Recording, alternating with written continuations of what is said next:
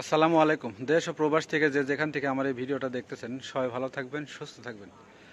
আসলে আজকে এই ভিডিওর মাধ্যমে আপনাদেরকে জানাবো যে ভাই 15 তারিখ 14 তারিখে একটা মিটিং হওয়ার কথা ছিল। সেই মিটিংয়ের পরে একজন কমেন্ট করছেন অবশ্য, উনি বলছেন যে ভাই 15 তারিখে মিটিংয়ের পরে কি মালয়েশিয়ার কলিং ভিসা খুলে দেওয়া হয়েছে কিনা যদি একটু জানাইতেন। তো এই ভিডিওর মাধ্যমে সেটাই আপনাদের সাথে শেয়ার করব।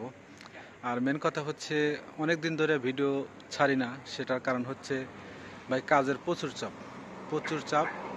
রাত 8টা 9টা পর্যন্ত ডিউটি করি, সে কারণে আর কি ভিডিওগুলো ছাড়তে পারিনি।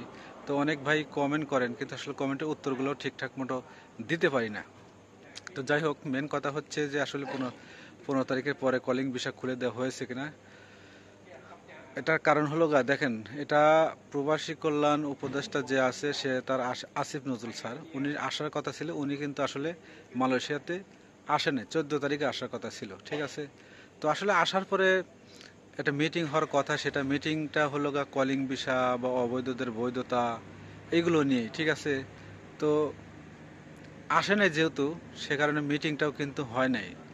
আর কলিং বিষয়েও কোনো আলোচনা এখন পর্যন্ত কোনো কিছু হয় নাই। উনি যদি আসেন, আবার আসার কথা আছে, উনি যদি আসেন তাহলেই আবার হয়তো কলিং ভিসা খোলার, নতুন করে কলিং ভিসা খোলা আলোচনা হবে, বা আর্টিকেল 3 হোক আর যেটাই হোক অবৈধদের বৈধতা, সেটাও আর কি দেওয়ার বিষয়েও আলোচনা হবে। কারণ মালয়েশিয়াতে জানেন যে প্রচুর পরিমাণে এখনও অবৈধ লোক আছে, যারা বৈধকরণ প্রক্রিয়াতে আওতাভুক্ত হতে পারে নাই বা বৈধ হতে পারে নাই।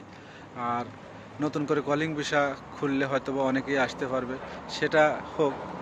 চাই যে কলিং ভিসা খুলুক বা আইসে কাজ পায়, কিন্তু সেটা এখানে একটা রিজন আছে, সেটা হলো মালয়েশিয়াতে বর্তমানে কিন্তু ভাই কাজ কাম খুবই কম।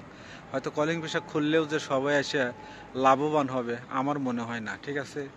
তো ওর চাইতেও যদি অবৈধদের বৈধতা দেয়, সেটা মনে হয় আরও অনেক সবচেয়ে বেটার হবে। তো আমি প্রবাসী কল্যাণ উপদেষ্টা আসিফ নজরুল স্যারকে অনুরোধ করব যে মালয়েশিয়াতে যারা অবৈধ লোক আছে তাদের যেন দ্রুত বৈধ করে নেয়, সেটার ব্যাপারে যেন উনি কথা বলে। আর কলিং ভিসার ব্যাপারেও যেন কথা বলে এবং খুলে দেওয়া হয়। অনেক বড় বড় কোম্পানি আছে যেখানে অনেক শ্রমিক এখনও শর্ট আছে, হয়তো বাইরেতে তারা লোক নিতে পারে না। সেক্ষেত্রে দেখা যাচ্ছে কলিং ভিসা খুললে কিছু সংখ্যক লোক ভালো কাজ পাবে, আর কিছু সংখ্যক লোক দেখবেন যে অনেকে এসে আবার আগের মতোই কাজ পাবে না। এটা একদম বাস্তব কথা আপনাদের সাথে আমি বললাম, ঠিক আছে। তো এই হচ্ছে বর্তমান মালয়েশিয়ার পরিস্থিতি। আর্টিকেল 3 আসলে মিটিং হওয়ার পরেই বোঝা যাবে যে কবে খুলবে, অবৈধদের বৈধতা দিবে। মিটিং না হলে বা দুই দেশের যে একটা মিটিং, হয়তো মালয়েশিয়ার লোকজন বাংলাদেশে যাবে, বাংলাদেশের লোকজন মালয়েশিয়াতে আসবে, এভাবে মিটিং হওয়ার পরেই কিন্তু আসলে যে কোনো একটা চূড়ান্ত সিদ্ধান্ত হবে। আর ভিডিওটা ভালো লাগলে অবশ্যই একটা শেয়ার করে দেবেন, যাতে করে সব প্রবাসী ভাই জানতে পারে। ভালো থাকবেন, আর প্রতিনিয়ত এ ধরনের ভিডিও দেখতে চ্যানেলটি সাবস্ক্রাইব করবেন আর পেজটি ফলো করে রাখবেন।